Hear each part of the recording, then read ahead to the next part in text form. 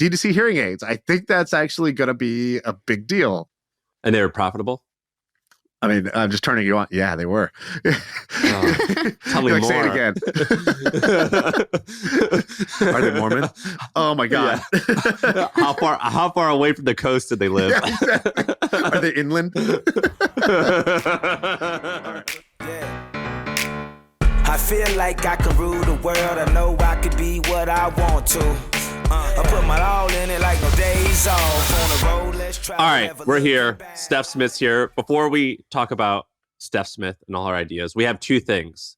Shaan, you want to go first? Yeah, I got to come clean. I have a very late disclaimer I have to give. So a few episodes ago, maybe like 4 or 5 episodes ago, we had talked about a business idea that was like a children's play space. Basically, you go there and you it's just a place to play. You pay a membership fee and you go play with all these cool toys inside. Anyways, I was like, oh, it turns out like interesting business. It's a franchise thing, blah, blah, blah. Anyways, and you just went there. You didn't know anything about it. I didn't even go there. Ben went there. My business partner went there and he was telling me about it. And he's like, yeah, like, I was talking to the guy and here's their occupancy. Here's if that's true, then here's what they would be making. Well, I went and looked at the website and before and after, and basically meetings, like bookings to like inquire about a franchise got booked out for like 4.5 months after the pod.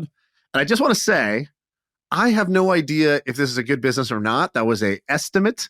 That was a single experience. It was hey, that's kind of cool, huh? That could make money. I do not endorse this. I don't know if it's good or bad. I can't say either way. And I really hope that a bunch of people didn't go buy franchises of this thing thinking that I was vouching for this. So I just had to say that because I saw all those meetings get booked and I got a little nervous. I was like, oh, wait, this is not I can't co-sign this. I can't vouch for this either direction. And I just needed to say that up front. So please don't mortgage the house and go buy a franchise of this thing. Did they reach out to you? No, they didn't. No. I don't think they knew what think they knew what happened. That MFM effect. Well, and the second thing is, so we have like these sources wherever like I'm about to talk about something health related or like, I don't know, in your case, in that example, the franchise related or real estate related. We have like 3 or 4 buddies who will like text and be like, hey, we're thinking about talking about this. What's your opinion on X, Y, and Z? And they'll kind of give us some insight. One of those guys, his name's Adam Bornstein. I met Adam because he basically ran a lot of Tim Ferriss's stuff. And one time he had this conference called 212. He invited me to go and they would rent out like the 4 seasons. And one time I checked into my room and it was so big, I called down to the front desk and I was like, hey, who do I share this room with? And it was a 4,000 square foot, 4 seasons penthouse, the presidential suite that had like a 16-person dining table, a movie theater. And that's how I met Adam, is he invited me to come to his event. And so I've always asked him for health stuff. Well, he just had a book come out. It's called You Can't Screw This Up.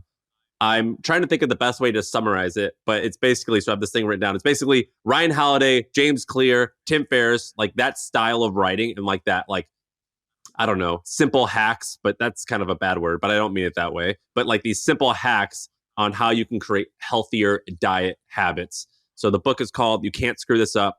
He also worked with Arnold Schwarzenegger, and that's who got to write the foreword. So I just want to give a shout out to Adam. He's a friend of the pod, so I want to give him a shout out. But Steph Smith, what's good? Nice to see you. Good to be here. One of the all-time favorite guests.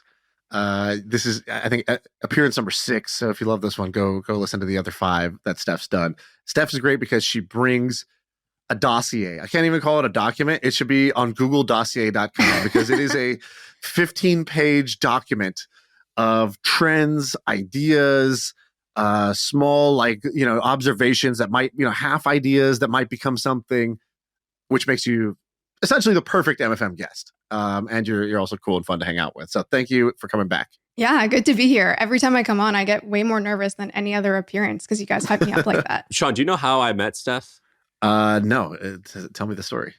I will forever take credit for Steph Smith's career. It has nothing to do with how hard she works. No matter what I do. No matter how hard she works, no matter how smart she is, it's all of me. I'm completely. So basically, she had this blog. It's still, is it stephsmith.io? Mm-hmm. Yep. It was a really good blog. And she had this headline. And the headline was, to be great, just be good consistently. Is that it, Steph? Basically. What was it? What is it exactly? Yeah, it's like how to be great, ? Just be great repeatedly. Be good repeatedly. Oh, yes, be good. And I was like, I DM'd her. I was like, Steph, this is the best headline I've ever read. This is a really good headline. Like, we're launching this thing called Trends. Do you want to join us? And she was like, yeah, maybe. And I was like, look, come work for us for a couple years. And I have a feeling you're going to like go and leave us. And that's totally cool. Come do like a tour of duty. Now, it's been about a year and a half, maybe a year since she's left. She's at Andreessen Horowitz, one of the biggest VC firms in the world. How is that going? It's going great. Yeah, we just hired a producer, which is nice because for a while I was kind of hacking it together myself. But yeah, I feel like the podcast finally is taking off and we're trying a bunch of different formats. It's actually like, I feel like I'm easing into it. I'm finally having fun. Like when I listen to My First Million, you can tell you guys talk about it's like the best job in the world. I'm finally easing into that, which is nice. What's it like working there? I mean, when I think about working there, I think of like the TV show Billions, you know, like it's just like fun shit all the time.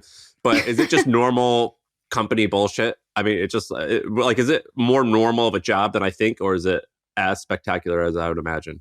I mean, it's kind of both because day to day, it's totally normal because you're just doing your job. You're just doing work. Do you go into an office or are you remote? I'm remote. They do have offices. I go in every so often just because I started working remotely a year into my career. And so for the last like 8 years or so, I've never had an office. And so it's like a novelty for me. Everyone else is sick of the office. And I'm like, ooh, candy bars. You're like, oh, you just sit here all day? Wow. Yeah. You can't leave this box? I know. It's crazy. I'm like, ooh, a call booth. Well, like, how special? I think the way Sam talks about like when his wife Sarah worked at Facebook and he's like, and you know, when you work at a place, you just sort of get used to everything and you kind of optimize for convenience. And so like, oh, the all hands meeting's on. I can either go down to the cafeteria and listen to it or they have like a streaming option because there's employees all around the world. And like, all right, whatever, I'll just stream it from my desk. Yeah, that's easier. I'll eat my salad here. And Sam was like, no, you need to go sit front row with a pen and pad. And when he says any questions, you need to like jump out of your chair and just ask him a question every single week until he invites us over for dinner. Like that was basically Sam's like master plan. Until you're his best friend. I kind of think you should be doing the same thing. Like, what's the point of working at Andreessen Horowitz unless you're just like at the office every day, just waiting for some like awesome Mark Andreessen moment to happen, or just like you're there when he just yells at somebody and it just goes off, or like, you know, they're doing a blood, you know, like the 12-year-olds come in to give them blood and like you're like, yes, this is the weirdness I came here for. Is like it's like every movie ever where there's like the big boss at the conference table and it's like, which analyst put this together? And then the manager's like, oh, one of my guys, bring your guy here. Let me talk to that person. Or like Mark Andreessen's going to say like, you know, who thought to do this? The number on this is blankety blank. And you say, actually, sir, it's 6473. What did you say? It's 6473 because come with me. Yeah, it's like for 6 weeks, I've been leaving crumbs in the kitchen to see if anybody would clean it up. And finally, somebody did. Let's pull up the security footage. It was Steph Smith. You're promoted. You're at the top now, right? These are the fanfic. This is what I think is going to happen but you just got to be there. I can't believe you're not there every day. You should be every day in the office. That's the real upside of your job. It's not your salary. It's that you can go hang out with some of the smartest people in the world, but you got to do the hangout part, not the like, just when we're on calls, then I gotta hover. Yeah, you're right. I gotta hover around the office. Just like you do on the internet. You gotta lurk. You gotta be a just lingerer. Think about this. If you told like 21-year-old you that you would be in this position and you'd be like, would you just stay home and just kind of do your own thing? Or would you like go be there and hang out and lurk and like, you know, just be serendipitous about like what's going to happen? You know, the 21-year-old you would be like, oh, I'm definitely going in. I'm going to meet these people. I'm going to see what's up. But I think it's easy later to be like casual about it. Yeah, I got to embrace. I feel like, Sam, if you were in the office, you'd like go up to someone grabbing a snack and be like, hey, what's up? How's it going? Yeah. And I'm like so awkward. I'm like, oh, you need to be busy. Romantic comedy bumping into everybody and dropping all the papers that you're holding and then being like, let's clean this up together. Like, not even for the romance, just to like, you create a little like intersection between you and these people. Yeah. When I was at Twitch, when we got acquired, I even told people there openly, I was like, I'm not here to do my job. I was like, I'm going to find whatever the most interesting things are happening here. And I'm just going to go be in those meetings and do that. Like, you're not going to be able to worked, stop right? me. Like, and it worked amazingly. You're friends with Emmett. Yeah, me and Emmett, you know, I was like, this is the most interesting guy in this building. So anytime it's like, you need to go talk to, you know, Jerry on the 4th floor. It's like, nah, I think I'm just going to hang out in I'm just going to stay in the meeting. Like, we do the meeting with Emmett. Everybody gets up and leaves. And I'm just going to stay there on my laptop. Next group walks in, I'm still there. I'm just going to hang out and see what happens. Like, no one's going to say anything. Or I remember when Ninja got poached. So like the top streamer on Twitch got poached. And then there was like, I know there's secret meetings happening about like, what should we do? Should we like counter offer, or what is it's like a code red moment? And there's all these, but I wasn't in those. So I just wrote up a plan and I sent it to like the 3 top executives. I was like, here's the plan for Ninja. I know I'm not even on the team, but then they were like, attend this meeting tonight at 8 p.m. And I was like, I'm in. I got into the cool shit by just like not doing my job. And that's my recommendation to you. If you're going to be around these like 9,000 IQ people, that's the real upside of your job. Don't do your actual job. Do the job of hanging out. Speaking of which, Steph, do you think that the talent there, are they actually significantly smarter than any other like pretty decent tech company? I would say yes. I would say okay. I've worked at, not that many companies, but it's a direct shot at you, Sam. She's only really ever worked for you and Mark Andreessen. No, I've worked for a couple. I'd say like at least five companies where I've been a full-time employee, and I would say yes. She's like, my previous job was a lot of checkers, and now I'm playing chess. What the fuck do those geniuses know about newsletters? Well, you had said something at the beginning of this. You were like, oh, I get nervous for this more than anything else. I'm curious, do you feel nervous when you are in one of these like A16Z, like whatever meetings? Like, are you like, God, these are like totally the people I used to follow on Twitter and shit like that, and now I'm in this room? Yeah, definitely. I think there's an element too where I don't represent the company running this podcast, but in a way, the podcast is like an asset to the firm. And I'm like, they hired, I'm glad they did, but they hired a 29-year-old who like candidly feels a little out of place amongst these people who have been, like Mark Andreessen basically like invented the internet. Like he created the first browser or the wide scale browser. And so I'm like, I do feel sometimes a little out of place, but I feel like I'm a year in, I'm getting used to it. I think you should give yourself more credit. You're cooler than everybody I've met at A16Z. So, I think they are lucky to have you as far as I'm concerned. I'm going to bring in one of those Nick Gray name tags that saes cooler than you. Shaan thinks I'm cooler than everyone here. Exactly. This is why I knew she was a good hire, because I was like, in my head, I was like, oh, she doesn't understand how good she is. I'm like, this is a deal. I got him. Got him. She doesn't know yet. Steph, where do you want to go from here? Let's just start with the first idea. So this one I think is really interesting because right now, I think a lot of people listening know that there's this issue with commercial real estate. All these office buildings, are up for sale, or at least people are leaving. And it's like the highest level of going down. Of like vacancy ever, basically, and especially in cities like San Francisco, where I think there's like 35% vacancy and going up as soon as people's leases roll off. As soon as they can get out of their lease, so they will. So it's like, it's just it's a disaster. Exactly. So what is this thing? So a lot of people think, okay, well then let's swap that commercial real estate for homes, apartments, etc. That makes sense. But I think there's this huge opportunity for fractional real estate. So click one of where it says see here, click one of those and tell me what you see. All right, Shaan, you want to go? I'll describe it. So it's something called Temple Immersive, and it basically looks like a yoga class of some kind. It's like dimly lit candles, looks like a hot yoga class. But then on the roof is this like crazy visual where it looks like you're in the forest, and the whole thing just looks super cool. Where do you think this is? Like, what is this building? I have no idea. This looks like the lobby of an office building in a way. It's like huge. But they make it look like a temple. Yeah. So this is a club during the night, a nightclub. So, this is just one example, obviously, of where real estate is used from Friday, Saturday, Sunday. That's it. From like 7 p.m. to 2 a.m. And then throughout the week, it's not used at all. And so the thing that I found fascinating, I went to this called Temple Immersive in San Francisco. And I talked to the woman, they just opened up. And I was like, how'd you find this? Like, did you reach out to a bunch of clubs? And they were like, no, the club reached out to us. Like, I guess it makes sense, but this club has just all this real estate that's being unused. And I was just thinking about what other, I guess, this could be applied elsewhere, right? Like in any city, someone can go contact a bunch of clubs, link them up with yoga studios, Pilates studios, etc. But then I was also thinking, what else could this real estate be used for? And another trend that's been taking off is rage rooms. Have you guys heard of rage rooms? No, but I It's like a the room where sound you of go that. smash shit, right? Yeah. There's one in SF as well.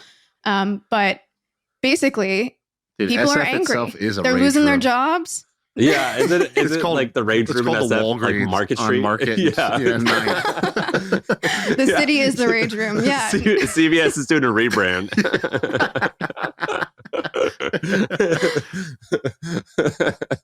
Okay, what is this rage room shit? So people will literally go and like Shaan said, you just smash it. So like they'll give you a bunch of plates, they'll give you like old electronics, they'll give you stuff. And I think depending on what you choose, you pay a different amount. And you just get a session in this like empty room and you just get to smash stuff, which you just don't get to do in normal life. And so I was thinking, I was like, not just a yoga studio, but a lot of this real estate, like go convert like a club during the week to like a rage room. People Dude, would pay we for have that. I always thought like these little things wouldn't be that interesting, but we have this member of Hampton and he's tweeting about it. His name's Raleigh Williams. I was just gonna bring him up. Yep. Dude, so he I think he's in Utah and he created it's like, I don't know, I thought escape room was like a brand, but I think it's also like the style. Mhm. And so he created like a version of an escape room. And what did he do, Shaan? He sold it for about $30 million. So he created a business. He sold it for $26 million. And what he says is basically he's at a law firm and he doesn't love his job. And he's like, okay, should I do something else? Like, what should I do? He reads an article that talks about the how lucrative escape rooms were. This is back in 2015 when escape rooms were really like just sort of like the new trend. It was the new like froyo basically. So he looks it up. He finds out how much money these make, and he's like, okay, I think this is a good business, but I don't have enough money to go build it out. But in the true entrepreneurial spirit, he doesn't let the lack of resources stop him. He becomes resourceful. He's like, all right, can I build an escape room inside this like abandoned bus? So he goes buys this 1984 Bluebird bus, and he converts the inside into an escape room. And now he's got an escape room on wheels. He could drive it up to companies' offices and do the corporate offsite right there. And so it wasn't perfect in the sense that like if it was a hot day or a cold day, it kind of sucked to be inside of it. But other than that, it was like this like super efficient escape room, allowed him to get real like cash flow going. I think he said like the bus itself was making like $5 or $10 a month of like free cash flow. And so he starts opening up more. And so he builds out his first real one. He opens 5, 6 more or whatever. Then he starts adding to the back of so there's like real estate. So he's getting the real estate with the escape room, and he's getting more space. And he created a trampoline park and an axe throwing thing. So basically just like this kind of like out of home entertainment is what we call like this category. And so he just bundles these together. And over that period of like 2015 to 2020-ish, he's built this thing up, and then he starts selling them off. So he's selling off, in chunks of pieces. And he basically said that he made $26 million doing this. I think through a combination of the sale plus the distributions along the way. But I might be wrong. Maybe it's both. He said he had, let's see. He spent $10 million building these out, and over the years, there was about $20 million in distributions from. That's from crazy. Property. So kind of an amazing outcome, an amazing return for this guy. Insane. I didn't think that these would be good, and then I like met him and I started learning about him. Like, he's a nice dude too. People should go follow him on Twitter. How do you know him? I just know him through Twitter. I saw some of like I've been going back and forth with him a little bit, and then he listens to the pod, so he had reached out at some point. Steph, talk about this pay transparency thing. This interests me a lot. Yeah. So in the last couple years, there's been a bunch of laws that have changed across states. I think Colorado is maybe the most well known, where companies have to, depending on the state, disclose certain aspects of a job related to pay, right? So it might be a range that a specific job requires. Also things like even if you're in a job, you can request your band and why you're paid a certain amount and how you compare it to others across the company.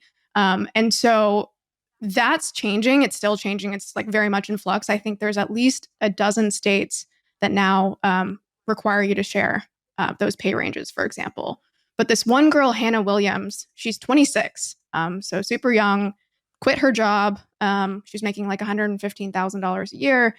And then in the last year has just been doing the kind of man, or in this case, woman on the street, And all she does is she goes up and she just asks people, hey, what do you do? How much do you make? But her social accounts have blown up. So she has over 1 million followers on TikTok, again, in a year, 450,000 on Instagram.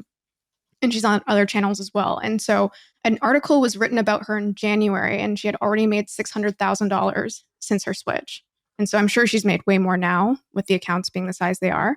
But this is one of the cases, we've talked about this before, when there's like regulation change, there's like a rule change, a line in the sand is drawn, and then that has implications. And this one's so far ranging, right? Because it impacts any job within these given states.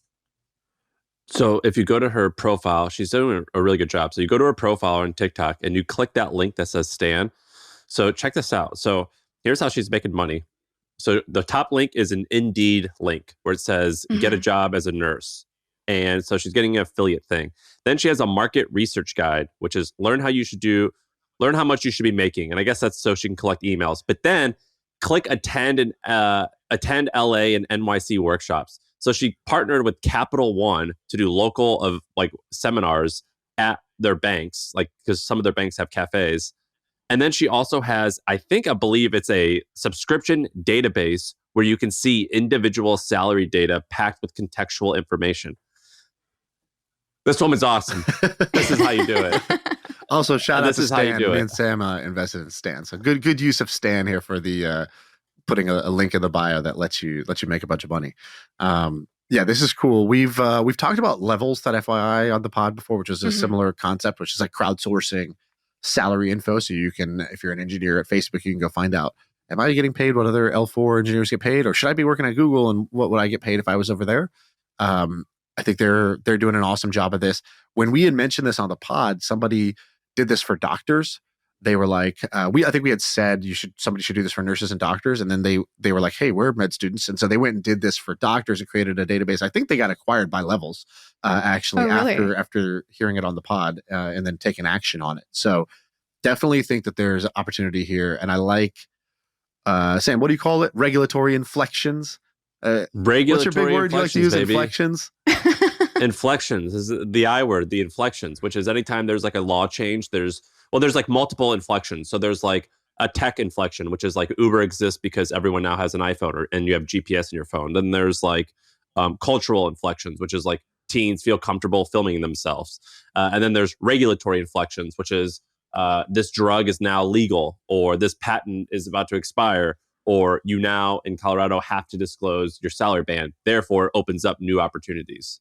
So this is there's another one you have here that I was going to say so you guys have talked about hearing aids on the pod before. So as of October, the FDA relaxed their rule, which basically meant hearing aids could be sold over the counter. Which is bullshit that they're not sold over the counter. It's fucking bullshit. Like it's been bothering me so much. That and glucose monitors. I'm amazed that they're not sold over the counter. I've been trying to get a hearing aid and they make me go to all these appointments and I miss them. It pisses me off. Oh, really? Yes. Another fun fact around hearing aids, which I feel like is interrelated to the fact that they can, is it now or already that they can be sold over the counter, or is it this coming October? No, they can. Okay, so they already can. But apparently 99% of hearing aids or custom hearing aids are 3D printed already. And so there's a few companies that basically own this market currently. But the reason I love this is because 3D printing is the epitome of like tech hype cycle. Started in the 80s, then got way overhyped, wasn't ready. Everyone thought it was dead. But it's like come back in these really niche places like hearing aids. We talked to people on Trends a while ago that were using 3D printing for like dental implants, things like that. And so I feel like it's something that actually is like overlooked because people were like, oh, 3D printing's dead. Wait, Shaan, you said yep, as if you know people doing this for teeth? Yeah, one of my best friends from college, he's a surgeon and he's a ENT surgeon, so ear, nose, throat. And what I was like, while he was in med school, so this is like over the past 8 years or whatever, the guy's just been in school forever.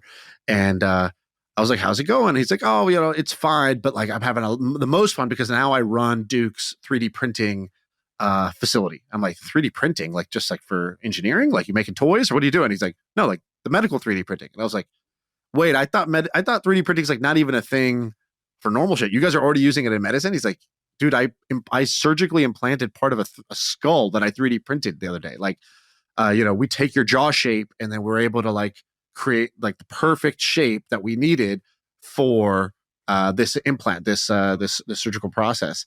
And I was like, wow, I had no idea. And they're doing this with like, basically, it's interesting. Some technologies take forever to get into medicine because it's like the high stakes spot. And for some, medicine is the only justification for putting in the time and the money that it takes to get the technology to work. And I think that's kind of where 3D printing has gone, where it's like, it started as like this hobbyist thing, but then the real commercialization so far has happened on the medical side. I think the same thing's happening kind of in VR. People are trying to do the hobby thing for a long time, but one of the better, more commercial use cases of VR is, doctor training, flight, pilot training, things like, imagining construction. Yeah, exactly. Anything where you need to sort of visualize and plan something. It's worth the money to develop a really high quality VR simulation because it's cheaper than doing a real prototype of it. Damn, I didn't know you had the side of you. I got friends in hospitals, as they say. Well, you're Indian, of course. Of course you do. You're the odd man out, but you're shilling Web3 for years. Turns out you're a practical guy as well. We put the blockchain in your brain, baby. Yeah. Do this. Well, I also thing. For this hearing aid thing, I met these ahead. guys that were doing $7 million a month in sales on their hearing aid brand that I had never heard of, and I was like, oh, huh. Maybe this makes a lot of sense, actually. Like D2C hearing aids. I think that's actually going to be a big deal. Was it bootstrapped? I don't know if they're fully bootstrapped, but like, yeah, they're not like venture backed. It's like, but they made bootstrapped profits. And then like their uncle gave them some money to keep scaling it. It seemed like that sort of vibe. And they were profitable? I mean, I'm just turning you on. Yeah, they were. Tell me more. Say it again. Are they Mormon? Oh my God. Yeah. How far away from the coast did they live? Yeah, exactly. Are they inland? All right, let's keep going. Let's do this jobs of the future. I think this is a good one. Yeah. And I also love that you're branding this Steph's list. Well done. Way to take a page out of our book. I had to. I love Sarah's list. But yeah, this all comes from, I guess, two things. One, people think AI is taking all of our jobs. I personally don't fully agree with that. We don't need to dive into that. Well, what's the official stance at A16Z right now? Is there like a? I don't is want that to how you speak guys for do it? A16Z, AI but we're tech equals money. optimists. Yeah. Do they just like? Is there like a poster where it said like Web3 is future, and they just like put an X over it? They just wrote AI. No comment. But what I'll say is, we even on this pod have talked about different jobs that don't quite exist or maybe are starting to exist. I've talked about chief automation officers. Shaan, you've talked about this idea of like a mental fitness coach. And I guess this idea of Steph's list is partially, I want to share a few ideas today, but I also want to hear from the listeners, like, what are the jobs that you think are, as some people might say, a little more anti-fragile, but also that, again, like don't quite exist yet or are early, the types of things we would have talked about in trends. Start with the stat you have here, because I think the stat actually makes it clear that these aren't just like, oh, cute things on the fringe. It's like, no, this is the future. Yes. Yeah. So apparently 85% of employment growth in the last 80 years came from new jobs. So AKA between 1940 and today, 85% of employment growth came from jobs that did not exist in 1940. But did they not exist because like AI didn't exist, or did they not exist because it's by new businesses, like new businesses that are being the created? job title didn't exist, is what you're saying. Yep. So even, simple examples of this that I think anyone can recognize from even the last few decades. Before 2008, 2009, the idea of a social media manager did not exist. The idea of a UX designer did not exist. And those are jobs that truly tens of thousands, hundreds of thousands of people now do these jobs. And so there's going to be versions of this. I think it's a little more brain racking to figure out in the age of AI, because you can always ask like, oh, well, is this going to disappear in 3 years instead of 30?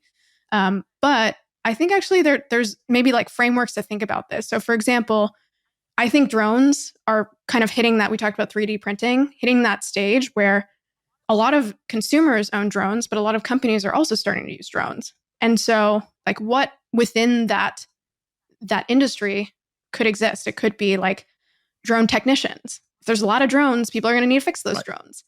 Is there like drone traffic control? There's aircraft traffic control, so why wouldn't there be, right? Safety inspector, charging installation, blah, blah, blah. Exactly. Right? Exactly. And so my question for you guys is like, anything on your radar? Like, well, let's start with the ones you talked about before. So you said it quickly, but I think it's worth repeating because you were on, I don't know, a year ago when you said it. So Chief Automation Officer, when you said that, at that time, this was kind of like definitely pre-AI being like the thing that everybody's talking about. What does a Chief Automation Officer do, and why did you think that was a cool job, like a job of the future? Yeah, so I mean, a lot of companies will have a CTO. The CTO typically, though, is so wrapped up on like what's our infrastructure, is, you know, cybersecurity, what's our how are we tackling that, and how are we keeping our, you know, our company safe, our data safe? What they often aren't focused on, and maybe some people would argue this is the role of the COO, but is how do I actually take the technology that exists today, like AI, and enable every single person within my company to understand how to up level their jobs, right? So like to become 3x more productive. Because most of those people, unfortunately, either aren't plugged into the technology, don't have the like excitement to actually implement it within their job, or honestly, it's just one of those like, you don't know what you don't know kind Steph, of things. let me give you a compliment. I remember that pod that we did where you talked about that. At Hampton, the first hire we made was an automation expert. Really? The very first hire. His name's Grant. All he does is automate stuff. So he's basically a Zapier plus Airtable expert. Yeah. And because one of our values early on was we want to grow to be big, but we don't want to have to hire loads of people. So let's right away start automating stuff. And it was because of that conversation. So the very first hire we made was an automation expert. That's awesome. And you know what? It is fucking awesome. And it is awesome. And the bottleneck is not typically like you have to create new things. It's that you're bridging a gap. You just need to duct tape a ton of stuff. There's a process we're doing that's kind of tedious, manual, repetitive, or low value add, but needs to be done. And then there's tools that could do that if you knew they existed and you knew how to pipe them together and stitch them together so that they actually work. And what this person does, and like I do this at our company almost by accident, which is like for our e-commerce companies. Like I just discovered yesterday, there's somebody who just has to like spend hours a week just like square cropping photos so that they look better in Shopify from what the photographer gives them. And I was like, wait, you do this for how many pictures? And they're like, yeah, it sucks. And I was like, you know, there's this tool that will just bulk upload and it'll do that. And then it'll pipe it to you here in Slack. And you can see it, you know, we'll use a different tool to pipe it into Slack and you'll see if there's one that's off because you could just kind of skim this with your eyes and then you'll just be able to fix the one off that's not good. But 98% of them will just be done well the first time automatically by this one tool. And they're like, oh shit, that's like, you know, thank you. That saves me a bunch of time. And now I could go do things that are actually going to drive a little more growth versus just like some bullshit that had to be done. And how many of those are there? In every company, there's a ton of those. And the problem is, Shaan, is even, let's say that hypothetically you only have 10 people, even though you've been 10 people for 3 years, just 10 people has created enough habit that even getting an automation person in now, it's going to be like, oh man, where do I start? So doing it with 10,000 people is like an impossible task. That's why we were like, let's get this right away. Let's do this right away. Yeah, there should be like a ratio. Like for every 10 employees you have one chief automation officer, but someone who knows how to automate.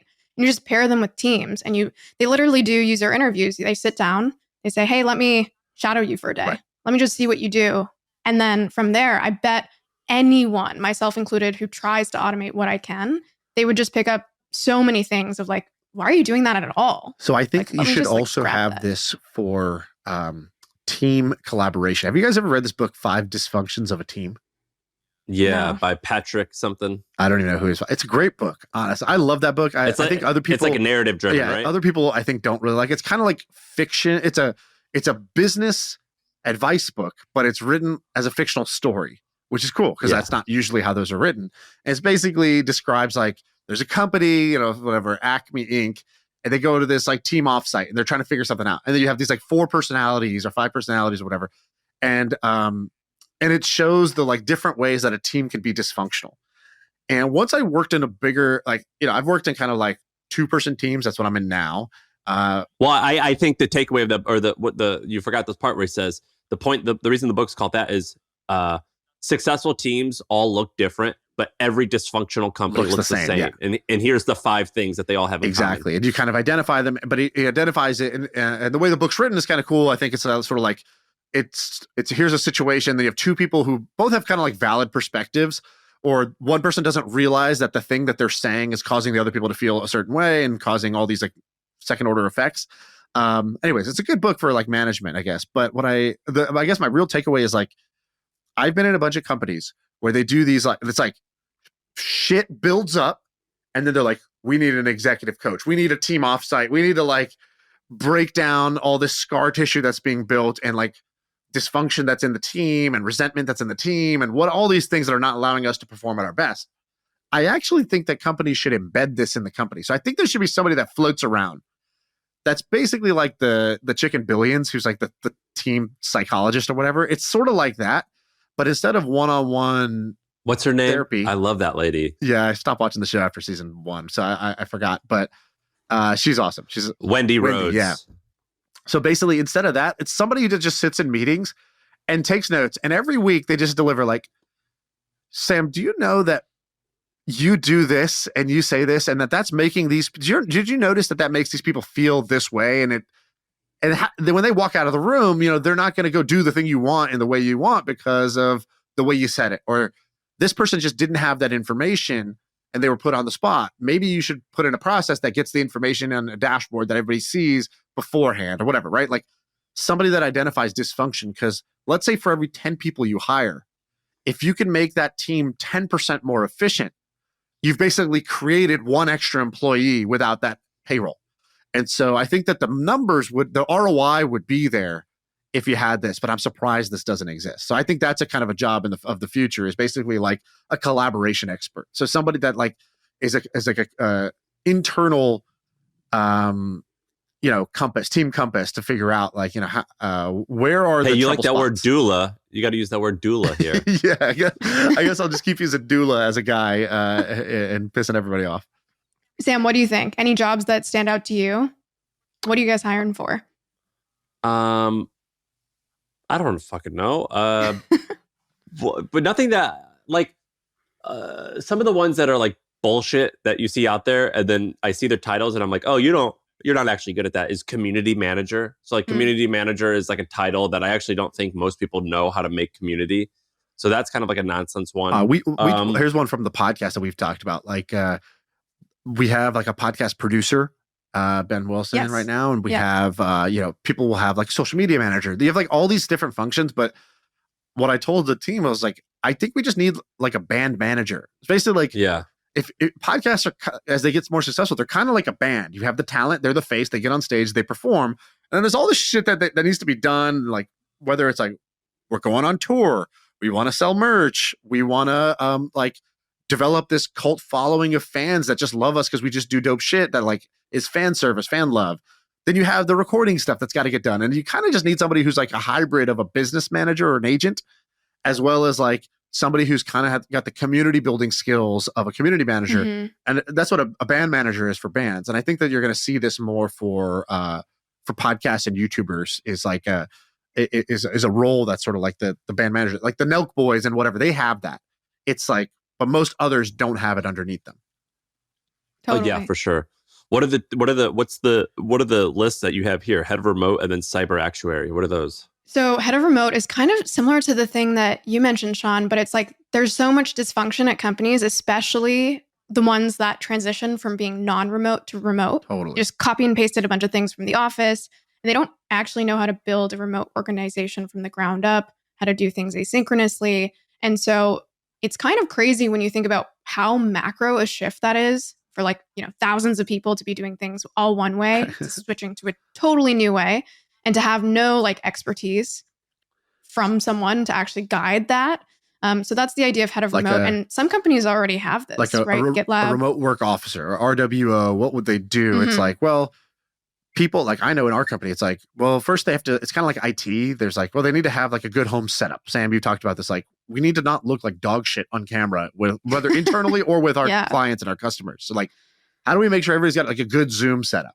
Okay. Secondly, like, how do we create some best practices around remote working and how to like, do stuff that's different now that we're not all in the office and can just like look each other and talk to each other real quick? And how do we set boundaries for different time zones? How do we plan meeting? Like all of that, I think is definitely in need. Location-based pay. I mean, isn't this crazy? Like to your idea with Hampton, Sam, of the nice background. The same companies that had these really strict clothing rules, like you have to show up in a suit and you have to look this way, are letting people sit with their MacBook under their chin with like a dirty ass background behind them, showing up to their business meetings, trying to win a client. And it's like, where's your digital suit? Like, right. They don't care. They don't even think about that because it's so outside of their field of view.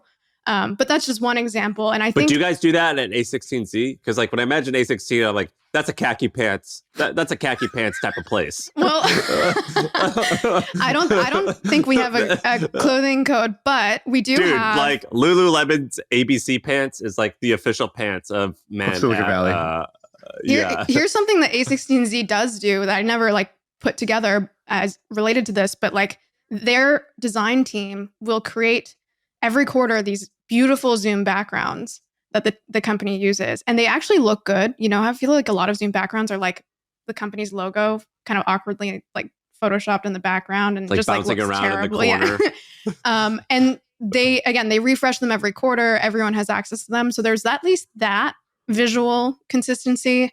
But I don't know if we have a clothing code. But I hope some of your bosses and employees listen to this, and I just want them to hear me say this. It is me and Shaan making fun of you guys, not Steph. Just fly. Yeah, Just I was gonna fly. With say. a threat there. That was awesome. You're like, it's like on TV where like, put the camera on me, put the Like, camera on me. listen up. Put A on me. And then you look down the barrel and you deliver some like wrestling promo. That's what I thought you were about to do. But No, you were but trying to cover. Sam's version is like, look at me. And he's like, you're great. Yeah, exactly. No one believes in you more than me. Well, I had a friend that lived in China, and I used to like text him all the time, and I'd be like, dude, your government sucks. What's going on with that? And then I would reply with, by the way, whoever's reading this, it is me saying this, not him.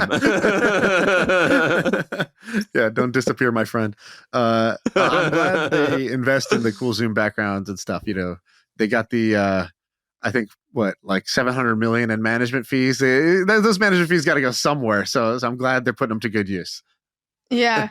But I mean, just to summarize on the head of remote thing, I think maybe the easiest way to think about it is there's all these macro tech trends, right? Like remote work, AI, automation, cybersecurity, right? Like the idea of a chief security officer didn't exist like 10 years ago, right? Because that just became such an important, concept within especially tech firms. What's this food engineer one? Well, I wanted to ask you guys about this because we never talked about this. Canna, do you guys remember that? Yeah, I was so hyped They about it. canceled. I know. But I still think the concept of like a food engineer will exist. I think this one's a little further out. So give the story, Shaan. Yeah, so a lot of people know David Friedberg now because he's on the All In Pod. So he kind of got a lot more popular or famous. But this awesome guy used to work at Google, created this thing called the Production Board, which is his like kind of incubator, startup studio, whatever. And they build things that are kind of like hard tech. So it's like things that interface with the real world. They have like hardware. They're making food or making, biological, substances or whatever. Like they're creating real world things. And he had this company called Canna that he created that was basically like the Coke Freestyle machine in your kitchen. So you would have this device, this Nespresso machine that sits on your countertop that can make like 1,000 different drinks exactly to your specification using basically like the equivalent of a printer cartridge. So it's like you put in this cartridge that's got all these like micro flavors, and then you hook it up to your water supply, and it's like it just takes water, it makes it cold, hot, or bubbly, and then it pipes in the exact dose of flavor to create whatever drink you wanted. Do you want tea? Here, you can make hot tea. You want sparkling water that's flavored like, blackberry? Boom, done. And so it was this awesome idea because it will also be good for the sort of like the world in a way, because a lot of the supply chain is basically spent bottling water or soda, putting it in cans, putting it on shelves, putting cardboard around it, transporting it to the store, transporting it to your house, then transporting the trash to the dump. I was like, dude, what if we just took the water supply everybody already has to their home and we let you make whatever drink you want? Very cool idea. And then out of nowhere, just suddenly got canceled, and they were like, yeah, unfortunately, to scale up, we needed a lot of money, and in this funding environment, we couldn't do it. That's a bullshit excuse. Who can't raise? I mean, they've got like the top tech podcast in the world.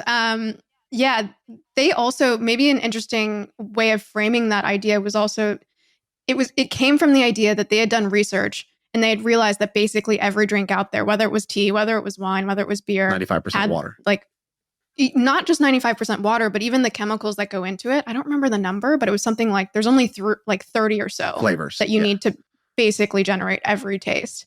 But yeah, I don't know, maybe something for we should get him on, or I'll tweet at him. I want to know what really, like, not what really happened, like there's a scandal, but like, tell me more, because clearly he could sneeze and raise $30 million for an idea. So like, I'm surprised if it wasn't like, it must have been that. And his sneeze will be lovely flavors too. I mean, I feel like he must not have believed, meaning like the team must have realized it's not feasible or something like that. Or they must have proven that the thing is not feasible or non-economic in some way for them to not be able to raise money. Because just on the concept, I feel like they could have raised more money.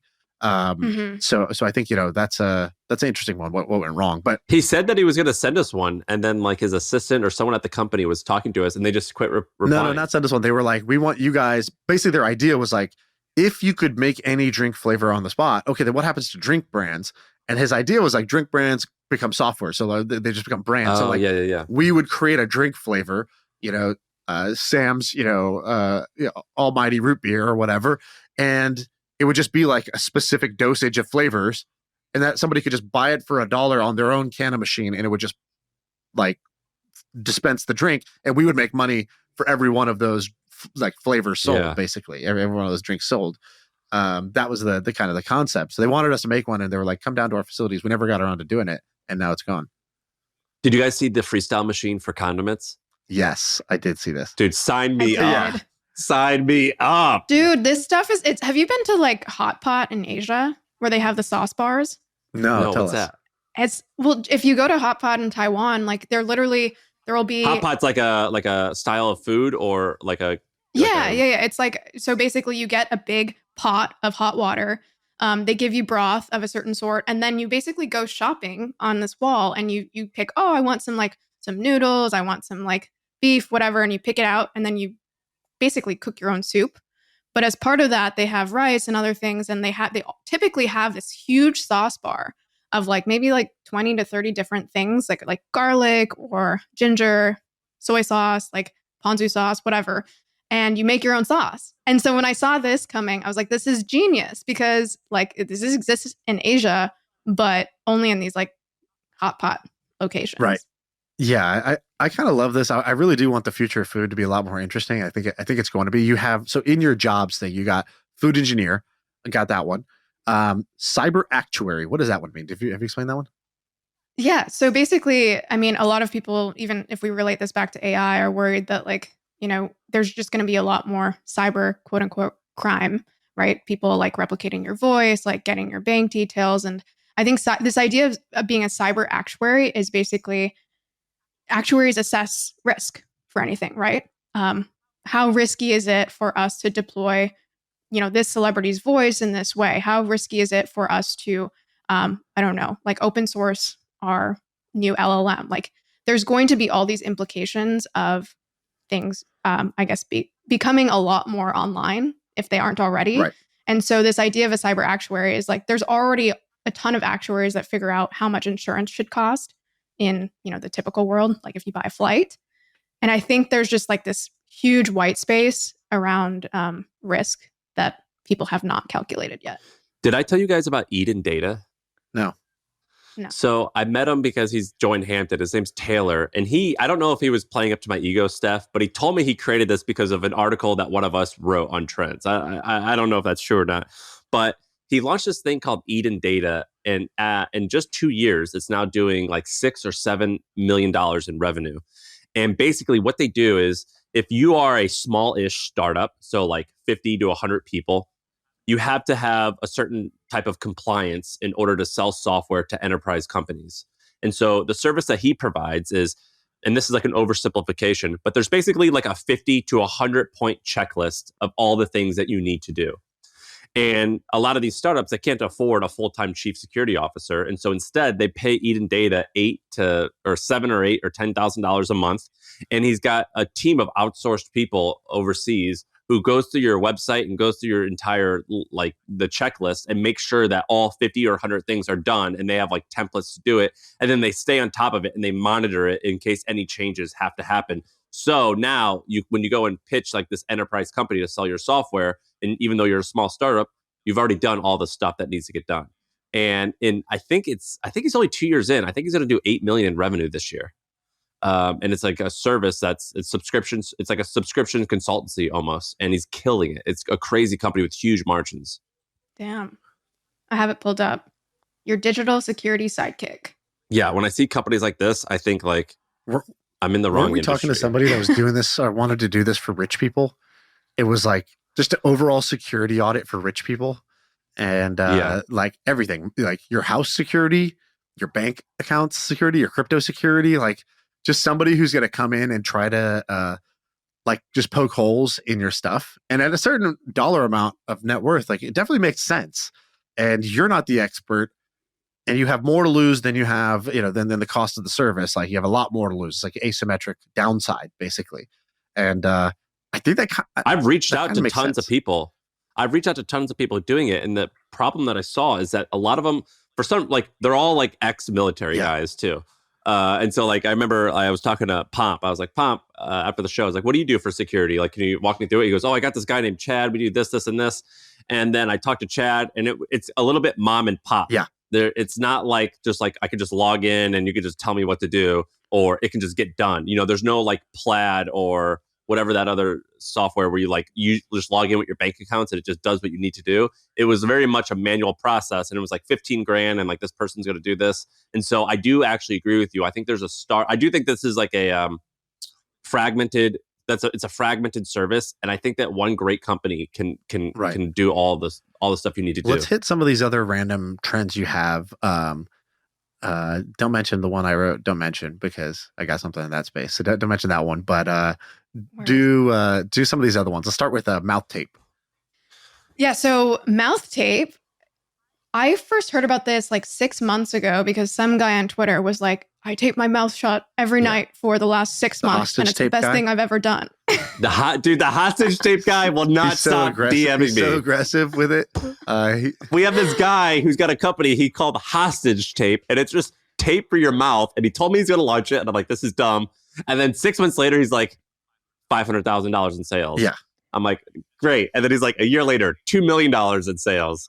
And he's like, just rubbing it into my face. I don't think he's an official sponsor, but Andrew Huberman has been talking about it. And we, in my household, we like to call him Father Drew as a joke. But if Father Drew promotes something in this day and age, yeah, he's like people will buy it. Bro Oprah in a way where like if he says Bro Science Oprah, if he says it's good, you're just gonna get a huge spike.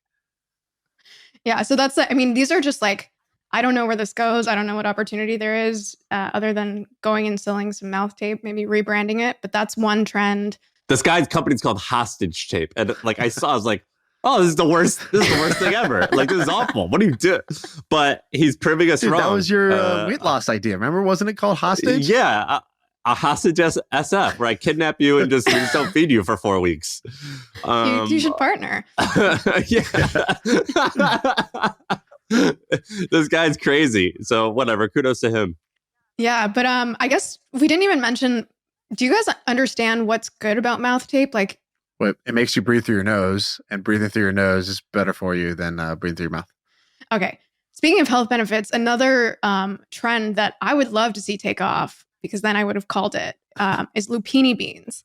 So people like health. Haven't you been talking about this bean forever? For the last year. I went into I don't know, all the American grocery stores, like Ralph's the high or something. protein bean? Yeah, so it's got Dude, you've been talking about this to me forever. You keep telling me about this bean. I've been out with you a bunch of times. 50% more protein than chickpeas, 2% or 2 times more fiber than edamame, 80% fewer calories than almonds, 60% fewer carbs than pistachios, 35 grams per serving. Obviously, they cherry picked this data and compared to like the best option for them. But these beans, I think they're like originally from Italy or they're popular there.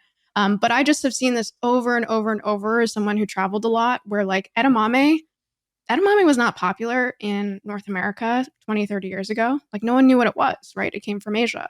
And so now when you go to restaurants, it's like a very Dear common Sharks, thing. how would you like to invest in the next edamame?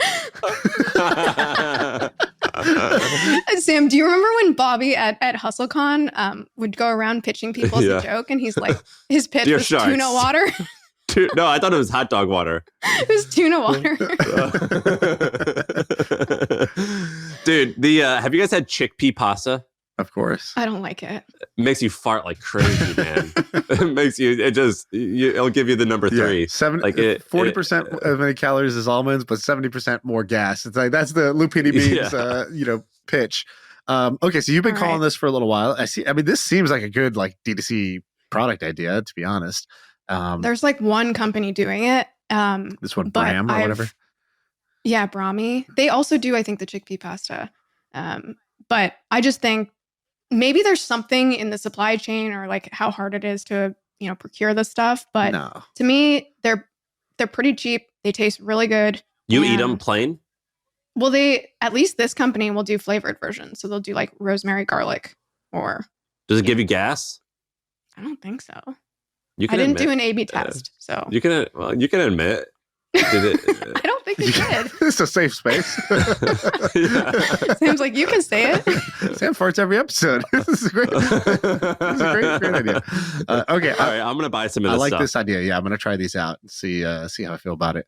By the way, this is the type of product that when we say on MFM, there's going to be 13 people that start this for 6 weeks, and then nobody 6 months later will be doing it. For whatever reason. It's like, and the same people that tell us they're going to come back in 8 weeks and they're going to say, actually, what do you think about this idea? Yeah.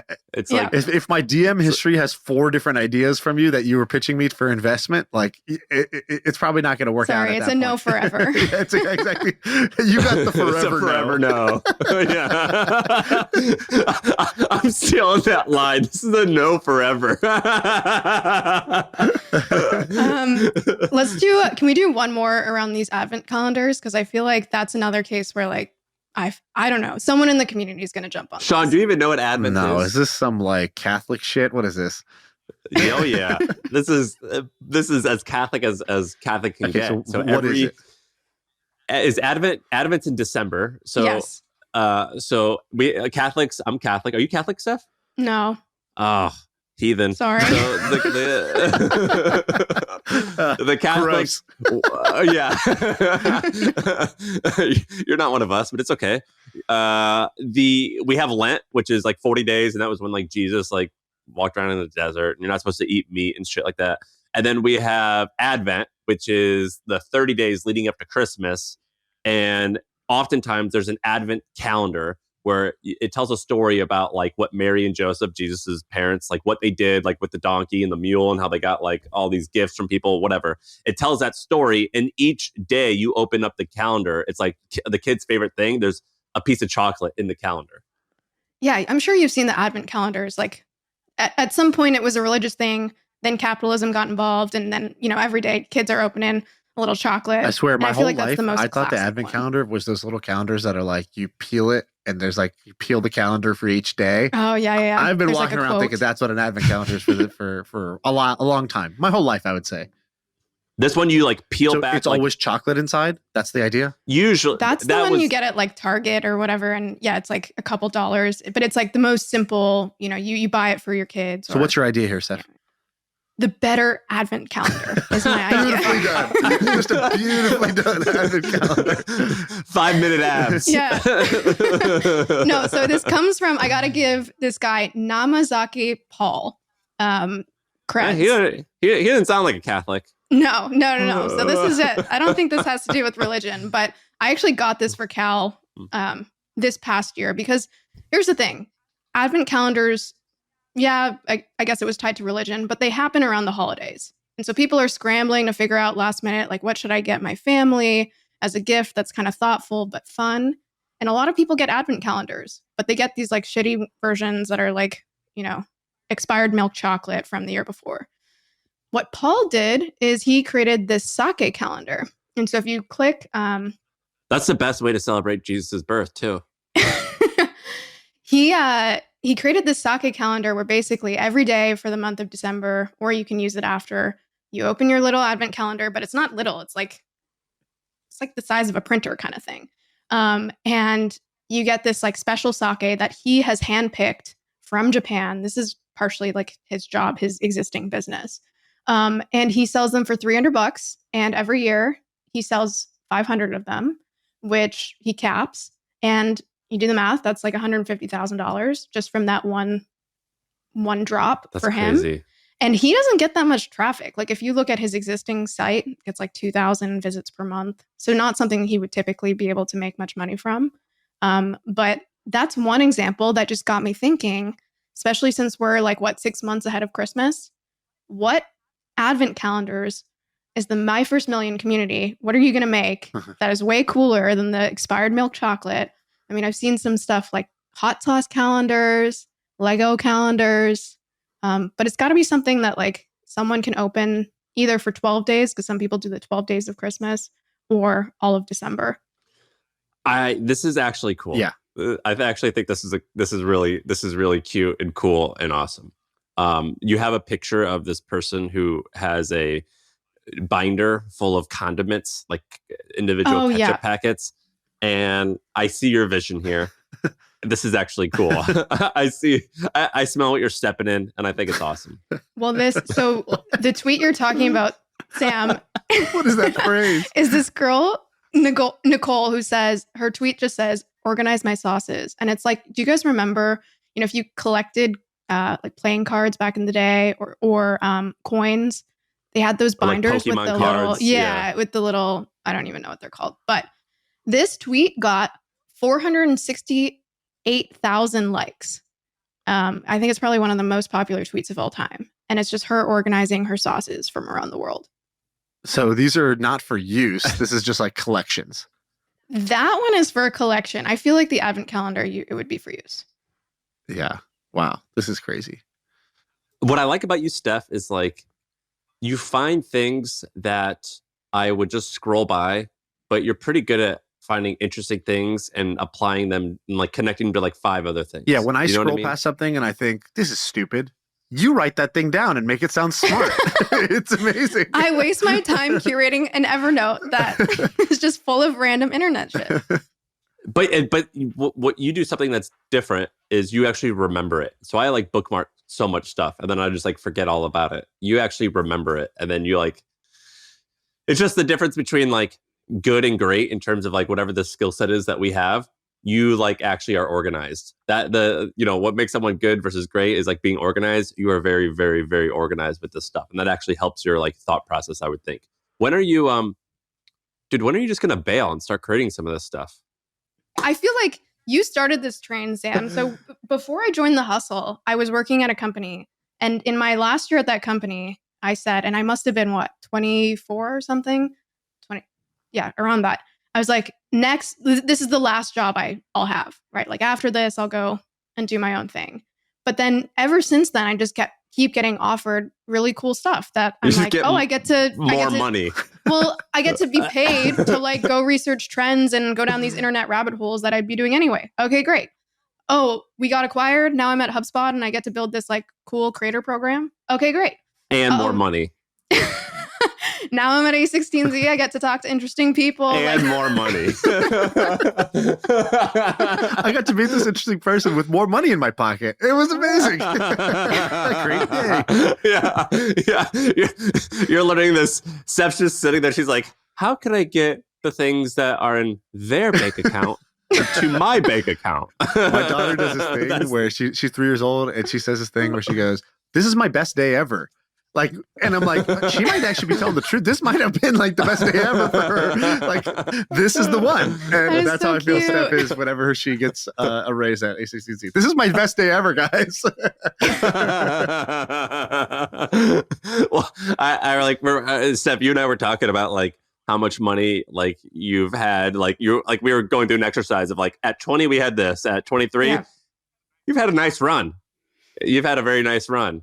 A very, very nice run compared to where I came from. So yeah, like you were saying earlier, Shaan, if like 21-year-old me would have said, like, this is where you'll be, this is how much you'll make, these are like the opportunities you'll have. Yeah, it's pretty wild. Are you even 30? No. Oh my God. Yeah, what would 21-year-old you say? Like, what would the reaction be?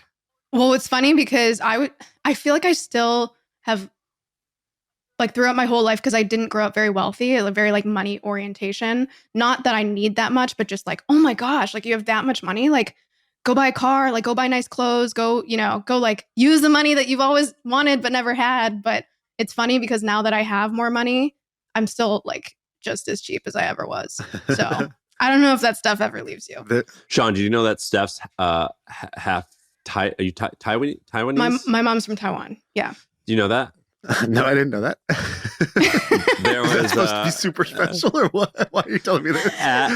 At our old company, when someone found that out, and I was like, yeah, I mean, I could see that. And then there was like people like, Steph, why are you lying to us? You're Canadian. I've had some, well, Canadian's not. Right. I know. That was the joke. They're like, quit lying. Yeah. Why are you lying about being Taiwanese? Jordan was like, so there's a huge spectrum. I don't know why, like what it is about the way I look, but some people, when they hear that I'm half Asian, are like, oh yeah, of course. Like, I knew that. And then other people are truly shocked. Jordan was one of those. And he went to Sam, or no, he asked me and he was like, does Sam know this? And I was like, your secret's safe. Yeah, that tells you more about them than about you, the way you look. It's just like, what is their level of exposure to different races versus anything to do with you? Yeah. By the way, this thing about being cheap. I was reading the story yesterday about this guy who made a bunch of money, and they're like, "What was your first purchase?" He goes, "I hired a consultant to help me spend money." And he goes, I had learned over 25 years how to make money. It took me a long time to learn how to make money, and I was just very honest with myself that I have no idea how to spend money, and I could shorten that learning curve if I get a coach to help me spend money. What was this coach called? A wife? I'll be here all night. I was going to say, isn't that like Ramit's thing too? I feel like he talks about that all the time, right? Like you got to learn to spend. It's like, it takes reps. What was the coach actually called? I mean, I don't know. It's just like, I don't know its actual job title, but a spending consultant, let's call it. I have no idea. But what do they like teach you how to do? I think I don't know. I mean, he didn't go into details on exactly what the guy said, but let's just pretend for a minute that he did. I would imagine he does two things. One is figures out where your psychology screwed up about money, because everybody's got like this. It's like, people have like body dysmorphia. I think everybody has bank account dysmorphia too. Like, you think you need more money than you need. Even when you have money, you still act like you don't have money. And like it's like all this like weird stuff. It's like, dude, you're fit now. Why do you still think you're fat? Like, you have to sort of like retrain yourself to see something different in the mirror. I think that's part of it. Like just talking to figure out what are the ways your brain is a little screwed up about money. Let's identify that first. Some people spend too much. Some people don't spend at all. And then I think the second thing would be like, all right, what do you really want? So let's try to outline your like dream lifestyle, or your the things you really want, identify those. And then let's calculate like, okay, how much those cost? Could you afford those now? Could you afford a step in that direction? And like giving you the encouragement to pull the trigger on the things that you actually want, or setting certain rules. Like you have to spend this much per month. What are you going to spend it on? And like also on the protect your downsides. So it's like, hey, we're going to set aside this amount of money so that your like safety reflex is satisfied. Like we agree that by all logic, this amount of money being here untouched means you're safe. Okay, cool. So now we can talk about this other spending part without triggering your like fight or flight mode around your fear of financial safety. I should be a financial coach. Where was this article? What? Yeah, I want to look this up. I need one of these things. Yeah, you should look it up. I don't know if this exists. Maybe it's a job of the future. I don't know if his recent episodes are the same, but Ramit's early podcast episodes would do this, right? They'd talk to like millionaires who are fretting about $8 blueberries at Whole Foods, or like I remember one episode where this guy was like, I think had at least $10 million and was picking up like a stroller on the side of the road. Things like that, where it's like clearly like, yeah, you haven't upgraded your thinking or your mindset to where you are. Dude, I just made $400 selling used gym equipment from some stuff I'm not using, and I'm like, this is my best day ever. $400. Yeah, this is like the best day ever. Best day ever. Like, it's like I feel more happy about that $400 than I do making much larger sums. Yeah. And the best part is that I paid $300 for it 5 years ago. Now I got $400, and it's like the best high ever. I read this thing that was like this guy Timer who he's got this company called Causal, and it's like this Excel competitor. But he has this blog post I really liked where he was like, he was trying to figure out in a nerdy way how to decide if he should buy something or not. And so he's like, well, I break everything down into kind of like, I don't remember the exact message, but it was something like this. It was like the frequency of like, how frequently am I going to get the benefit of this? And then like, what's the like magnitude of the benefit? And so he's like, something it doesn't have to be a big shift, but if it's going to happen all the time or like 10 times a day or something like that, like, like I bought a phone case that just feels better in my hand. And it was like a great purchase because like the hand feel of my phone is something I'm touching my phone all the time, and just making that feel a little smoother, a little better was like, dude, what's that case called, by the way? I'm looking for a good let me look up hand feel. So it's the oh wait, do we know how much it costs? Yeah. Is it going to be free plug for you guys? Moaz, I think is the name of it, but it's got this like, this is not like plastic feel. So this feel right here is like it's almost like the feel of a basketball. It's like almost like a traction kind of like feel. Because I was like, I hate the plastic feel of cases. Like I think that feels cheap, and I don't enjoy it. I didn't want the leather ones either. So I was like, what else is there? And found that. And so he identifies like, if you're going to do it, if it's going to be frequent, then the magnitude needs to be less. If it's going to be infrequent, then the magnitude of the joy it brings is going to need to be high. And you can kind of multiply those two together to figure out like the value of that item. And then you sort of say, okay, that's the value to me. And then what's the price to me? And you sort of use that to figure out, where should you spend versus not. And what people mostly get wrong in that is they undercount frequency. So like a better pillow or something like that is great because you're going to sleep on it every single night versus a nice a Louis Vuitton bag that's going to sit in your closet. Like my wife's bought a Louis Vuitton bag and she literally never takes it out because she doesn't want it to get messed up. It's like, wow, that's the most expensive $6,000 thing that just sits in a closet for no reason, versus things that you get joy out of all the time. And so I bet if you guys looked at like what's the best purchase you made or you're most satisfied with this year, it's probably something that you interact with somewhat frequently, or it was like a one-off life-changing experience that was just like crazy magnitude. Right. Yeah. What was that article called? I want to read that. Let me. I need some good money therapy in my life. Money therapist. That's the title. Yeah. I need some good money therapy. Yeah, send me an article. But Steph, appreciate you doing this. You're always coming with fire. You're a Twitter person still, right? I'm a Twitter person. Steph Smith IO is the handle. And if you want to support my day job, go listen to the A16Z podcast. We're doing some cool stuff there. That's just what it's called, A16Z podcast, right? Yes. Mm-hmm.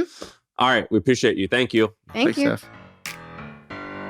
Yeah. I feel like I can rule the world. I know I could be what I want to. I put my all in it like no days off. On the road, let's travel, never looking back.